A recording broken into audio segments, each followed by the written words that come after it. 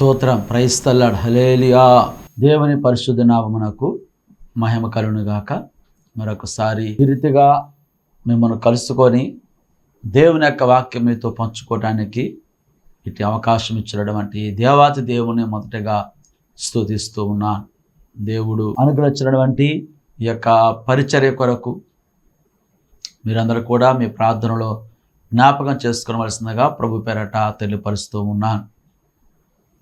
మరి ముఖ్యంగా ఈ యొక్క ప్రోగ్రాం ద్వారా మీరందరూ కూడా ఎంతగానో ఆశీర్వదించబడుతూ దేవుణ్ణి ఘనపరుస్తూ ఆయనకు సమీపంగా ఉంటున్నారని మిమ్మల్ని బట్టి సంతోషిస్తూ ప్రభువుని స్తుతిస్తూ ఉన్నా. దేవుడు మిమ్మను, మీ కుటుంబాలను, మీ యొక్క ఉద్యోగములను, వ్యాపారములను ఆశీర్వదించాలని మీ కొరకు అనుదినము మా ప్రార్థనలో జ్ఞాపకం చేసుకుంటూ ఉన్నా. దేవునికి మహిమ కలుగును గాక. దేవుని యొక్క లేఖనం చెప్పినట్లుగా మీరు ఒకరి కొరకు ఒకరు ప్రార్థించుకొనండి, ఒకరిని ఒకరు వాక్యము చేత ఆదరణ పొందమని చెప్పిన ప్రకారముగా ఈ రీతిగా దేవుని యొక్క వాక్యము చేత మనము ఆదరించబడడానికి ఆ దేవాది దేవుడు మనకి ఇచ్చినటువంటి ఈ శ్రేష్టమైనటువంటి ఈ యొక్క సందర్భాన్ని బట్టి దేవుని ఎంతగానో స్తుతిస్తూ ఉన్నాను. ఈ సమయంలో ప్రత్యేకముగా ఈ యొక్క సియోను జీవము గల క్రీస్తు సువార్త పరిచర్యల యొక్క ఫౌండర్ అయినటువంటి డాక్టర్ ఈస్ పదం గారి కొరకు, వారి కుటుంబం, వారి ప్రయాణం కొరకు, పరిచర్య కొరకు మీరందరూ కూడా మీ యొక్క అనుదిన ప్రార్థనలో జ్ఞాపకం చేసుకోవలసిందిగా ప్రభు పేరట తెలియపరుస్తూ ఉన్నాను. దేవునికి మహిమ కలుగునుగాక. మంచిది ప్రియమైన దేవుని బిడ్డలారా, పరిశుద్ధ గ్రంథముల నుంచి ఒక వాక్య భాగము చదువుకొని మనము ధ్యానించుకుందాం. మీ యొద్ద పరిశుద్ధ గ్రంథం ఉన్నట్లయితే మీరు కూడా అట్టి గ్రంథమును తెరచి నాతో కలిసి దేవుని యొక్క వాక్యమును చదవలసిందిగా ప్రభు పేరట తెలియపరుస్తూ ఉన్నాను. చూడండి దయచేసి అపోస్తలుడైన పౌలు ఎఫెసీయులకు రాసిన పత్రిక 5వ అధ్యాయము. అపోస్తలుడైన పౌలు ఎఫెసీయులకు రాసిన పత్రిక 5వ అధ్యాయము 6వ వచనము చదువుకుందాం. దేవునికి స్తోత్రం కలుగునుగాక. వ్యర్థమైన మాటల వలన ఎవడును మిమ్మను మోసపరచనీయకుడి. ఇటు క్రియల వలన దేవుని ఉగ్రత అవిధేయులైన వారి మీదికి వచ్చును గనుక మీరు అట్టివారితో పాలువారై ఉండకుడి. ఆమేన్. దేవుడి యొక్క లేఖన భాగమును దీవించి అట్టి వాక్యము ద్వారా మనందరితో కూడా ప్రభు స్పష్టముగా మాట్లాడునుగాక. ఆమేన్. అట్టి మాటలకు మనమందరము కూడా లోబడుచు విధేయులముగా ఉందముగాక. ఆమేన్. ప్రార్థన. పరిశుద్ధుడా, కృపగలన మా తండ్రి, సర్వోన్నతుడా, నీకే స్తుతులు చెల్లిస్తూ ఉన్నాను తండ్రి. దేవా, ఈ సమయంలో ఇదిగో తండ్రి, ఏమైతే లేఖన భాగమును చదివి ధ్యానించబోచున్నాము, ప్రతి లేఖనము కూడా ప్రభువా మీ ద్వారా మాత్రమే దేవా వ్రాయబడి ఉన్నది తండ్రి. మీ భక్తుల నోట మీరు పలికిచ్చున్నారు, వారి చేత వ్రాయించున్నారు. ఆ మాటలు మాకెంతో దీవెనకరం ప్రభువా. మీరు మహిమ పొందుకోమని యేసు నామమున అడుగుచున్నాము తండ్రి. ఆమేన్. స్తోత్రం కలుగునుగాక. Praise the Lord. మంచిది ప్రియులారా, పరిశుద్ధ గ్రంథములో మనం చదివినటువంటి ఈ యొక్క శ్రేష్టమైన లేఖన భాగమును బట్టి దేవునికి మాత్రమే మహిమ కలుగునుగాక. చూడండి, దేవుడు ప్రతి విషయములోను, ప్రతి లేఖనము ద్వారా కూడా మనలను రక్షించాలని, తన యొక్క ఉగ్రత నుంచి కాపాడాలని, మనలను ఆశీర్వదించాలని, స్వస్థపరచాలని, మరి ముఖ్యముగా దేవుని యొక్క రాజ్యానికి మనలను వారసులుగా చేయాలని మాత్రమే దేవుని యొక్క ఉద్దేశ్యమై ఉన్నది. అటువంటి దేవుని యొక్క మాటకు మనమందరం కూడా లోబడచ్చు జీవించినట్లయితే తప్పక దేవుని యొక్క కృపను మనము పొందుకుంటూ జీవించవలసిన వారమై ఉన్నాం. దేవునికి స్తోత్రం కలుగునుగాక. చూడండి ప్రియమైన దేవుని బిడ్డలారా, ఈ యొక్క సందర్భంలో ఎఫెసీ పత్రిక 5వ అధ్యాయము 6వ వచనం మనం చదివినట్లయితే ఇక్కడ భక్తుడు రాస్తున్నాడు కదా, వ్యర్థమైన మాటల వలన ఎవడును మిమ్మును మోసపరచనీయకుడి, ఇట్టి క్రియల వలన దేవుని ఉగ్రత అవిధేయులైన వారి మీదికి వచ్చును. చూడండి, అనేక సందర్భాలలో మనమైతే ఆశీర్వచనములు, మనకు మేలు కలిగే మాటలు, మనకు దీవెన కలిగే మాటలు, ఏ విధంగా అయితే మనము ఆస్వాదించబడుతూ ఉంటామో, వర్ధిల్లుతూ ఉంటామో, వాటి గురించి మాత్రం ఎక్కువగా మనము వింటూ ఉంటాం, ఆశపడుతూ ఉంటాం. అయితే దేవుని యొక్క అది ఒక్కటి మాత్రమే కాదు కానీ 2 అంచులు కలిగినటువంటి ఎటువంటి ఖడ్గము కంటే కూడా వాడి అయిన ఖడ్గమని దేవుని యొక్క వాక్యం మనకి స్పష్టంగా తెలియపరుస్తూ ఉంది. ప్రియమైన దేవుని బిడ్డలారా, ఈ సందర్భంలో ఆయన వాక్యం మనం గమనించినట్లయితే దేవుని యొక్క ఉగ్రత రాబోవచ్చున్నది. అయితే ఇక్కడ మనం గమనించినట్లయితే వ్యర్థమైన మాటల వలన ఎవడను మిమ్మను మోసపరచనీయకుడి అంటూ ఉన్నాడు. ఈ లోకములో మనం గమనించినట్లయితే అనేకమైనవి వ్యర్థమైనవిగా కనబడుచున్నవి. జ్ఞానాన్ని సొలొమోను రాస్తున్నాడు కదా,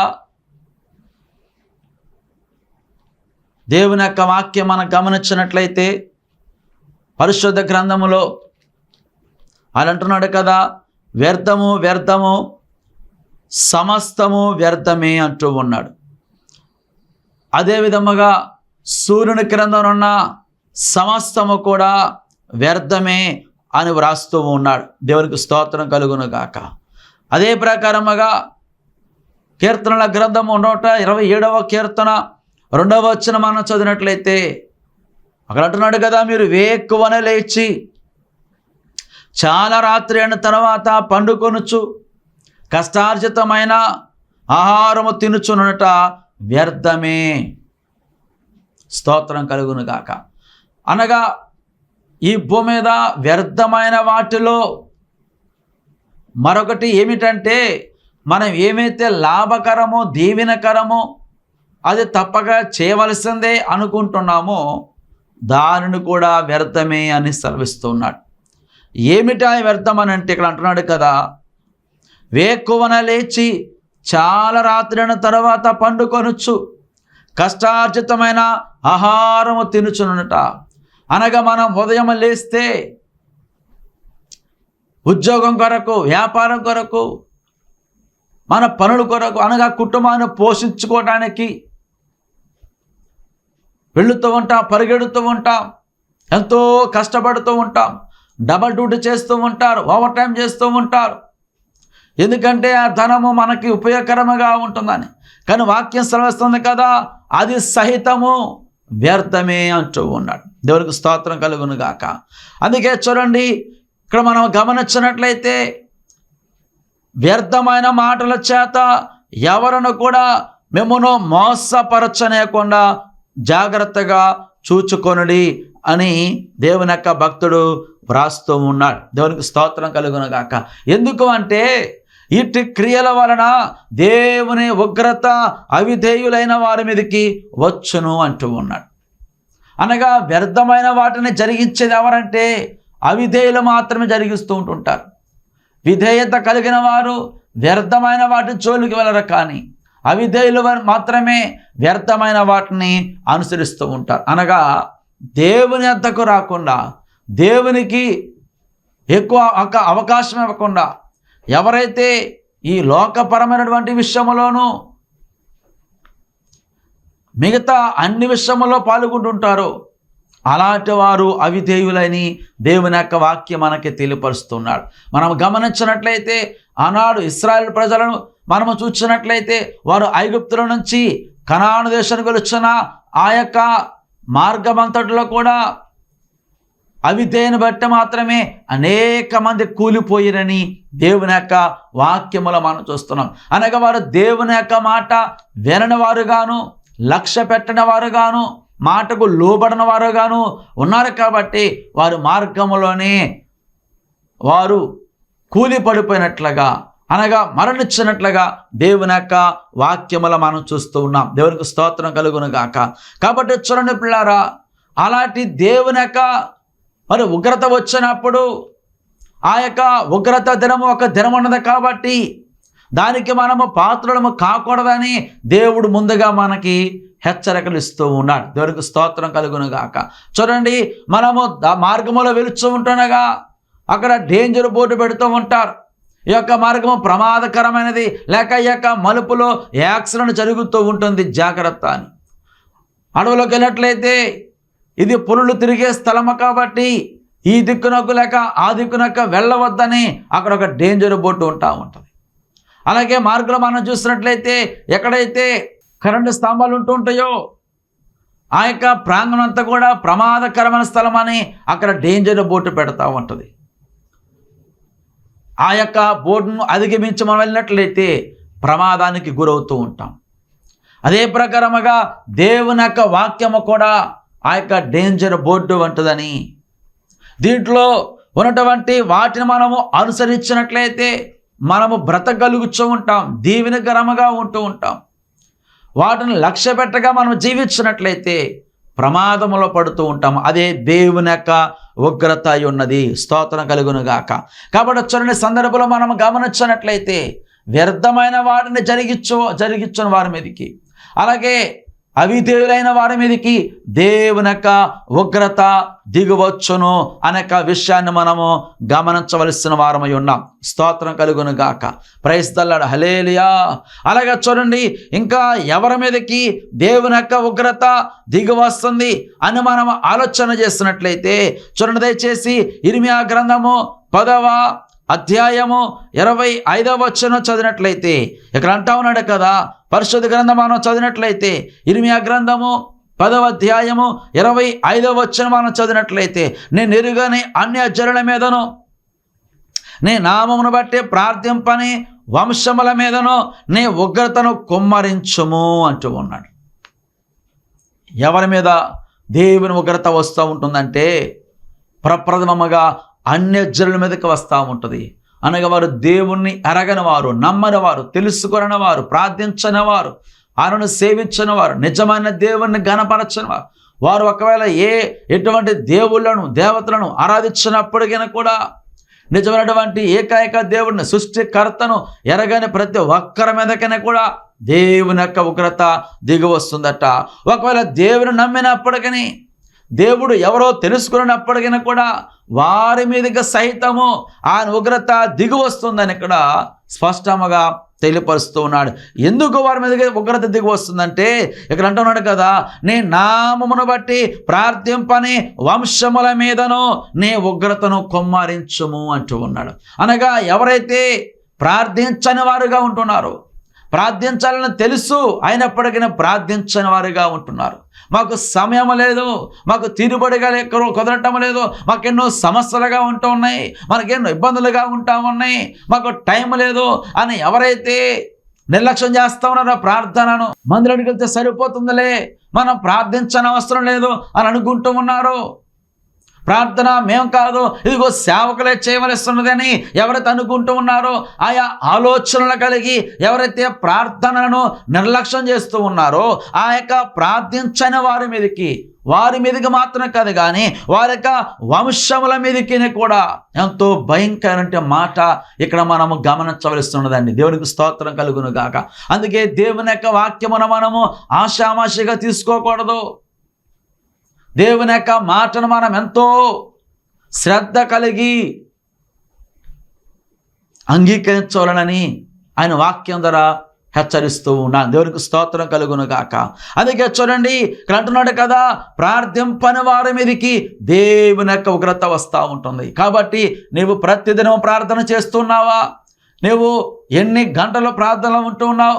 ఎంత సమయాన్ని ప్రార్థనలో ఉంటూ ఉన్నావు? ఇదిగో దేవునికి ఎంత సమయాన్ని ఇస్తూ ఉన్నావు? అసలు ప్రార్థించడం వంటి అనుభవాన్ని కలిగి ఉంటున్నామా లేదా? అనే యొక్క విషయాన్ని మనము గమనించవలసిన వారమైన వాక్యమైతే అందరూ ఎరిగిన వారే కానీ, అందరూ చెప్పగలరు కానీ, అందరూ కూడా ఎరిగిన వరకు ఉన్నారు కానీ, ప్రార్థన అనుభవం అయితే కేవలము కొందరు మాత్రమే కలిగి ఉంటూ ఉంటారు. కనుక ప్రియులారా, ఈ సందర్భంలో ప్రభు సెలవిస్తున్నాడు కదా, అవిధేయుల వారి మీదకి, అట్లాగే ప్రార్థించని వారి మీదకి దేవుని యొక్క ఉగ్రత దిగి వస్తుందని దేవుని యొక్క వాక్యం మనకి తెలియపరుస్తూ ఉన్నాడు. దేవునికి స్తోత్రం కలుగును గాక. ప్రైజ్ ది లార్డ్, హల్లెలూయా. అందుకే చూడండి, పరిశుద్ధ గ్రంథం మనం గమనించినట్లయితే యోవేలు గ్రంథములో 2వ అధ్యాయము 31వ వచనము 32వ వచనం మనం చదివినట్లయితే ఇక్కడ అంటున్నాడు కదా, పరిశుద్ధ గ్రంథములో మనం చదివినట్లయితే యోవేలు గ్రంథము 2వ అధ్యాయము 31, 32 వచనాలు మనం చదివినట్లయితే, యెహోవా యొక్క భయంకరమైన ఆ మహాదినము రాకముందు సూర్యుడు తేజోహీనుడగును, చంద్రుడు రక్తవర్ణమగును. యెహోవా సెలవిచ్చినట్లు సియోను కొండ మీదను యెరూషలేములోను తప్పించుకున్న వారందరూ శేషించిన వారిలో యెహోవా పిలుచువారు కనబడుదురు. ఆ దినమున యెహోవా నామమును బట్టి ఆయనకు ప్రార్థన చేయ వారందరూ రక్షింపబడుదురు అంటూ ఉన్నాడు. దేవునికి స్తోత్రం కలుగును గాక. ఆ యొక్క మహాదినము అనగా భయంకరమైన దినము అనగా ఉగ్రత దినమట. అది వచ్చినప్పుడు ఎవరు తప్పించబడతా ఉంటారా అంటే, ఎవరైతే ప్రభు నామను బట్టి అనగా యెహోవా నామను బట్టి ప్రార్థన చేస్తూ ఉంటారో వారందరూ కూడా రక్షించబడుదురు అంటూ ఉన్నారు. ఆ యొక్క మాటనే అపోస్తలుడైన పౌలు అంటున్నాడు కదా. దేవుని యొక్క వాక్యం మనం గమనించినట్లయితే, ఇదిగో ప్రభు నామను బట్టి ప్రార్థన చేయవారు ఎవరో వాడు రక్షించబడును అని రోమీయులకు రాసిన పత్రిక 10వ అధ్యాయము 12, 13 వచనాల్లో తెలియపరుస్తూ ఉన్నాడు. దేవునికి స్తోత్రం కలుగును గాక. కనుక పిల్లారా, అందుకే ఒక భక్తుడు అంటున్నాడు కదా, ఇదిగో ప్రార్థన పాపాన్ని మానిపివేయనంటూ ఉన్నాడు. అదేవిధముగానే పాపము కూడా ప్రార్థన చేయకుండా ఆటంకపరుస్తుంది అంటూ ఉన్నాడు. కాబట్టి మనం దేవునికి ప్రాధాన్యతనిస్తున్నాము, మన ప్రార్థనకు ప్రాధాన్యతనిస్తున్నామా లేక అవిధేయతకు, అనగా అది కూడా ఒక పాపమే కాబట్టి అట్లాగే ప్రార్థన చేయటం కూడా ఒక పాపమేనని దేవుని యొక్క సన్నిధిలో మరి సమయల భక్తులు అంటూ ఉన్నాడు. అని అంటున్నాడు కదా, ఇశ్రాయేలు ప్రజలతో మనం గమనించినట్లయితే, ఇదిగో మీ కొరకు నేను ప్రార్థన చేయనిడలా అది నాకు పాపమగును అంటూ ఉన్నాడు. అనగా బైబిల్ భాషలో మనం గమనించినట్లయితే ప్రార్థన చేయకపోవటం కూడా పాపమే అనే విషయాన్ని మనము గమనించవలసిన వారమై ఉన్నాం. దేవునికి స్తోత్రం కలుగును గాక. ప్రైజ్ ది లార్డ్, హల్లెలూయా. కాబట్టి అందుకే మనము ప్రార్థించే వరముగా ఉండాలని, మరి ముఖ్యంగా ప్రభు నామమును బట్టి అనగా ప్రభు యొక్క సన్నిధిలో మనము ప్రార్థించాలని దేవుని యొక్క వాక్యం మనకి తెలియపరుస్తూ ఉన్నాడు. దేవునికి స్తోత్రం కలుగును గాక. అలాగే చూడండి, ఇంకా మనం గమనించినట్లయితే ఎవరో దేవుని యొక్క ఉగ్రతకు పాత్రలు అవుతూ ఉంటారు అనేక విషయాన్ని మనము గమనించినట్లయితే, ఇక్కడ అంటున్నాడు కదా, అపోస్తలుడైన పౌలు తెస్సలోనికీయులకు రాసిన పత్రిక 5వ అధ్యాయము 9, 10 వచనాలు చదివినట్లయితే, మొదటి తెస్సలోనికీయుల పత్రిక 5వ అధ్యాయము 9, 10 వచనాలు చదివినట్లయితే ఇక్కడ అంటున్నాడు కదా, ఎందుకనగా మన ప్రభువైన యేసుక్రీస్తు ద్వారా రక్షణ పొందుటకే దేవుడు మనలను నియమించనగానే ఉగ్రత పాలగుటకు నియమింపలేదు. దేవునికి స్తోత్రం కలుగును గాక. ప్రియులారా, చూడండి, అక్కడ మనం గమనించినట్లయితే అనగా ఎవరైతే రక్షించబడిన వారుగా ఉంటున్నారో, ప్రభువైన యేసుక్రీస్తునందు విశ్వాసం ఉంచకుండా రక్షించబడకుండా రక్షణ అనుభవం లేకుండా ఉంటూ ఉన్నారో అలాంటి వారి మీదకి కూడా దేవుని యొక్క ఉగ్రత దిగి వస్తుంది. అందుకనే ప్రభువు అన్నాడు కదా, ఇక్కడ మనం గమనించినట్లయితే, ఇదిగో మరి దేవుడు మనలను రక్షణ పొందుటకే నియమించను కానీ ఉగ్రత పాలగుటకు నియమింపలేదు. అనగా పిల్లరా చూడండి, ఎందుకొరకు దేవుని యొక్క ఉగ్రత వస్తుందంటే, మనలను ఆయన ఎందుకొరకు ఆయన మరి శిక్షిస్తా ఉన్నాడంటే, మనమంటే గిట్టగా కాదు, మనపైన కక్షగా కాదు, మనపైన ద్వేషంతో కాదు, ఇదిగో మనపైన ఎలాంటి మరి పక్షపాతం అంటే కాదు, కానీ మనమందరం కూడా రక్షించబడాలని, దేవుని యొక్క రాజ్యానికి వారసులు కావాలని, దేవుని మయపరచాలని, ఈ భూమి మీద దేవుని గణపరచాలి. ఇదిగో పరలోక రాజ్యం మనం సమీపించి అక్కడ కూడా మనం దేవుని గణపరుస్తుండాలని, అనగా రక్షణ పొందుటకే లేక దేవుని గణపరచడానికే ఆయన మనలను నిర్మించాడు. కానీ ఉగ్రత పాలవుటకు దేవుడు మనలను నియమింపలేదు అనబడే విషయాన్ని లేక సత్యాన్ని మనం గమనించి రక్షించబడదాము, విధేయత కలిగి జీవిద్దాము, ప్రార్థించేవారుగా ఉందామని దేవుని యొక్క సన్నిధిలో ఆయన వాక్యం ద్వారా తెలియపరుస్తూ ఉన్నాడు. దేవునికి మహిమ కలుగునుగాక. Praise the lord. హల్లెలూయా. అలాగే చూడండి, ఇంకా మనం గమనించినట్లయితే యెషయా గ్రంథముల నుంచి 30వ అధ్యాయము 27వ వచనము చదువుకుందాం. దేవునికి స్తోత్రం కలుగును గాక. యెషయా గ్రంథం 30వ అధ్యాయము 27వ వచనం చదివినట్లయితే, ఇదిగో కోపముతో మండుచు దట్టముగా లేచు పొగతో కూడినది, యెహోవా నామము దూరము నుండి వచ్చుచున్నది, ఆయన పెదవులు ఉగ్రతతో నిండి ఉన్నవి, ఆయన నాలుక దహించు అగ్ని జ్వాల వలె ఉన్నది అంటూ ఉన్నాడు. ఆయన ఊపిరి కుతికలలోతో వచ్చు ప్రవాహమైన నది వలె ఉన్నది, వ్యర్థమైన వాటిని చెదరగొట్టు జల్లెడతో అది జనములను గాలించును, త్రోవ తప్పించు కళ్ళము జనుల దవడలలో ఉండును అంటూ ఉన్నాడు. కాబట్టి పిల్లల చూడండి, అక్కడ వాక్యం మనం గమనించినట్లయితే దేవుడట ఆయన కోపముతో మండుచు దట్టముగా లేచు పొగతో కూడినదే, యెహోవా నామము దూరము నుండి వచ్చుచున్నది అంటూ ఉన్నాడు. అనగా ఆయన యొక్క నామము, అదేవిధముగా ఆయన యొక్క పెదవులట ఉగ్రతతో నిండి ఉన్నవి. అనగా ఎవరైతే పాపం చేసేవారుగా ఉంటుంటారో, దేవునికి లోబడిన వారుగా ఉంటుంటారో, వ్యర్థమైన వాటిని జరిగించారుగా ఉంటుంటారో, ప్రార్థన చేసే అనుభవాన్ని లేకుండా ఉంటున్నారో, దేవునందు భయభక్తులు లేని వారుగా ఉంటున్నారో, అలాంటి వారందరి పైన కూడా ఆయన యొక్క పెదవులట ఉగ్రతతో నిండి ఉన్నవి అనే దేవుని యొక్క వాక్యం మనకు తెలియపరుస్తాము. దేవునికి స్తోత్రం కలుగును గాక. అందుకే మనం గమనించినట్లయితే మత్తయి సువార్త 25వ అధ్యాయంలో ప్రభువారు చెప్తున్నాడు కదా, ఎవరైతే నీతి క్రియలను జరిగిస్తుంటుంటారో పక్కకు పంపిస్తూ ఉంటాడని, అనగా తనక ఇదిగో దేవుని యొక్క రాజ్యంలో పంపిస్తూ ఉంటాడని, ఎవరు మరి మంచి క్రియలు జరిగించకుండా చెడు కారణం జరిగిస్తూ ఉంటుంటారో, అనగా దప్పికొన్న వారికి దాహం ఇవ్వకుండా, వస్త్రహీనులకు వస్త్రములు ఇవ్వకుండా, వేదగ్రస్తులను పరామర్శించకుండా ఉంటున్నారో, అలాంటి వారిని గురించి ప్రభు చెప్తున్నాడు కదా, ఇదిగో వారిని ఎడమ ప్రక్కన ఉన్నటువంటి ఆ యొక్క చీకటి గదులకు త్రోసివేయము అని చెప్తూ ఉన్నాడు. అనగా వారి పట్ల ఆయన యొక్క పెదవులట ఉగ్రతతో నిండి ఉన్నవని, అంత మాత్రమే కాదు ఆయన నాలుక దహించు అగ్ని జ్వాల వలె ఉన్నదని దేవుని యొక్క వాక్యం మనకి తెలియపరుస్తున్నాడు. చూడండి పిల్లారా, మరి ఎవరైతే ఆయన సేవించే వారికి ఉంటుంటారో వారి పట్ల దేవుడట ఎంతో కనికరమును, దయను, జాలిని, ప్రేమను, కరుణ కటాక్షములను, ఆయన కృపను అనుగ్రహించేవాడి యొక్క సంగతిని మనము మరచిపోకూడదు. దేవునికి స్తోత్రం కలుగును గాక. ఆయన కృపకు అపాత్రుడైనప్పటికీ కూడా మనలో దేవుడు పాత్రుడనుగా ఎంచి ఉన్నాడు. అందుకే ముందుగా చెప్తున్నాడు కదా, ఇదిగో ఇలాగూ జరిగించినట్లయితే మీరు శిక్ష నుంచి తప్పించబడతా ఉంటారు, లేక ఆ ఉగ్రత నుంచి తప్పించబడతా ఉంటారని దేవుడు ముందుగానే మనకైనా హెచ్చరికలు తెలుపుతూ ఉన్నాడు. దేవునికి స్తోత్రం కలుగును గాక. ఆయన యొక్క ప్రజలము కాబట్టి, ఆయన యొక్క బిడ్డలము కాబట్టి ఆ ఉగ్రత నుంచి మనలను తప్పించాలని ప్రభువారు ముందుగా మనకి ఈ విషయాలను కూడా జ్ఞాపం చేస్తున్నాడు. ఆయన యొక్క విషయాన్ని మనము గమనిద్దాం. దేవునికి స్తోత్రం కలుగును గాక. Praise the lord. హల్లెలూయా. అట్లాగా చూడండి, ఇంకా మనం గమనించినట్లయితే జెఫన్యా గ్రంథముల నుంచి పరిశుద్ధ గ్రంథము మనం చదివినట్లయితే 1వ అధ్యాయము 17వ వచనం మనం చదివినట్లయితే ఇక్కడ అంటా ఉన్నాడు కదా, దేవుని యొక్క వాక్యం మనం చదివినట్లయితే జెఫన్యా గ్రంథము 1వ అధ్యాయము 17వ వచనం చదివినట్లయితే, జనులు యెహోవా దృష్టికి పాపము చేసిరి గనక నేను వారి మీదకి ఉపద్రవము రప్పింపబోచున్నాను. వారు గురుడ్డి వారి వలె నడిచెదరు, వారి రక్తము దుమ్ము వలె కారును, వారి మాంసము పెంట వలె పారవేయబడును. యెహోవా ఉగ్రత దినమున తమ వెండి బంగారముల వారిని తప్పింపలేకపోవును. రోషాగ్ని చేత భూమి అంతయు దహింపబడును. హఠాత్తుగా ఆయన భూనివాసులందరినీ సర్వనాశనము చేయబోచున్నాడు. చూడండి, దేవుడు మరొక మంచి అవకాశం మనకి ఇస్తున్నాడు కదా.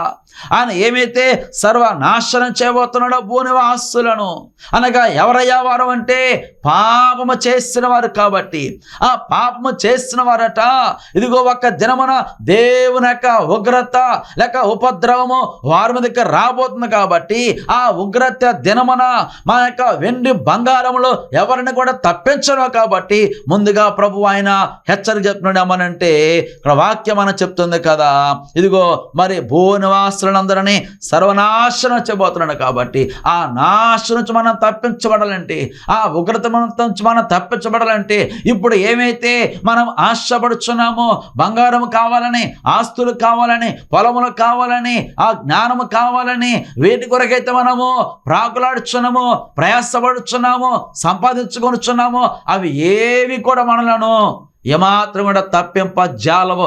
కేవలము దేవుని విశ్వాసం ఉంచి రక్షించబడితే చాలు, ప్రార్థించే అనుభవం కలిగి ఉంటే చాలు, ఇదిగో దేవుని యొక్క మాటకు అనగా వాక్యానికి లోబడేటువంటి అనగా విధేయత చూపించే ఆ యొక్క స్వభావం కలిగినట్లయితే మాత్రమే మనము దేవుని యొక్క ఉగ్రత నుంచి తప్పించబడతాము అనే విషయాన్ని దేవుని యొక్క వాక్యం మనకి తెలియపరుస్తూ ఉన్నాడు. దేవునికి స్తోత్రం కలుగును గాక. ప్రైజ్ ద లార్డ్, హల్లెలూయా.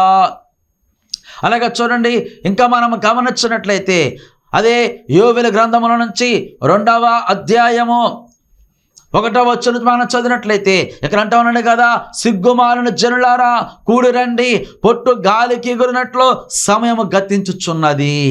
విధి నిర్ణయం కాకమునిపే, యెహోవా కోపాగ్ని మీ మీదకి రాకమునిపే, మిమ్మల్ని శిక్షించడానికై యెహోవా ఉగ్రత దినము రాకమునిపే కూడి రండి అంటా ఉన్నాడు. దేవునికి స్తోత్రం కలుగును గాక. దేశంలో సాత్వికులై ఆయన న్యాయ విధులను అనుసరించు సమస్త దీనులారా యెహోవాను వెదకుడి, మీరు వెదకి వినయము గలవారే నీతిని అనుసరించినలా ఒకవేళ ఆయన ఉగ్రత దినమున మీరు దాచబడదురు. ఆమేన్. దేవునికి మహిమ కలుగును గాక.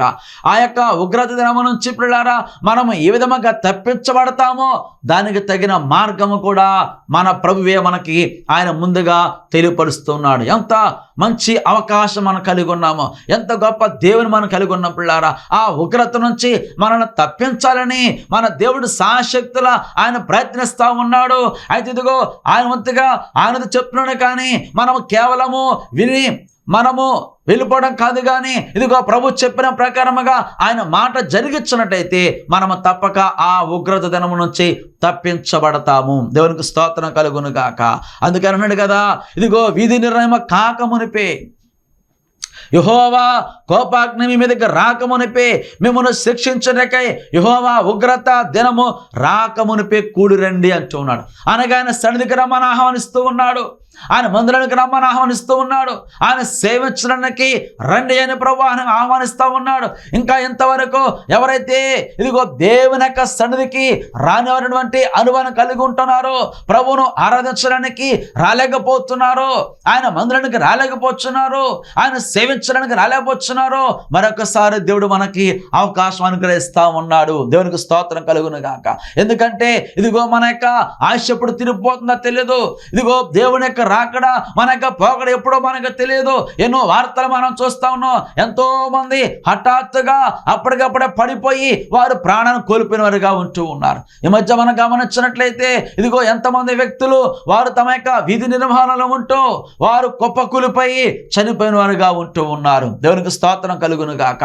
అనగా చూడండి పిల్లారా, మన ఆయుష్ అది కేవలము నీటి బుడగ వంటిది, ఇదిగో ఆవిరి వంటిది, గడ్డి పువ్వు వంటిది. కాబట్టి మనము ఇప్పుడే అవకాశం ఉండగానే దేవుని వద్దకు రావాలని ప్రభు ఆహ్వానిస్తూ ఉన్నాడు. ఆ యొక్క హిజ్కియా ఎలాగైతే దీపం ఉండగానే ఇల్లు చక్కబెట్టుకునమని ప్రభు చెప్పి ఉన్నాడు, ఆయన చెప్పిన ప్రకారము హిజ్కియా ప్రార్థించినప్పుడు మరలా ఇదిగో తన యొక్క భక్తుని ద్వారా ప్రభు చెప్పినాడు కదా, ఆయనకు 15 సంవత్సరాలు ఆయుష్ను పొడిగించినట్లుగా దేవుని యొక్క వాక్యం మనం చూస్తున్నాం. ఆ ప్రకారం మనం ఇంకా ఇదిగో దేవుని వద్దకు వద్దాము, ప్రభువుని సేవిద్దాము. ఆయన చెప్పిన ప్రకారముగా ఆయన ఉగ్రత దినమున మనము దాచబెట్టబడతాము. రక్షించబడతాము, అనగా మనము ఇదిగో తప్పించబడతాము అనే యొక్క విషయాన్ని స్పష్టంగా దేవుని యొక్క వాక్యం మనకి తెలియపరుస్తూ ఉంది. కాబట్టి దేవుని మాటకు లోబడదాము, ఆయన సన్నిధికి వద్దాము, దేవుని యొక్క కృప పొందుకుందాం, ఆయన రాజ్యానికి వారసులం అవుదాము. మనకున్న ప్రతి సమస్యల నుంచి దేవుడు మనకి గొప్ప విడుదల అనుగ్రహించునుగాక, దేవుడి యొక్క మాటలను ఆశీర్వదించునుగాక.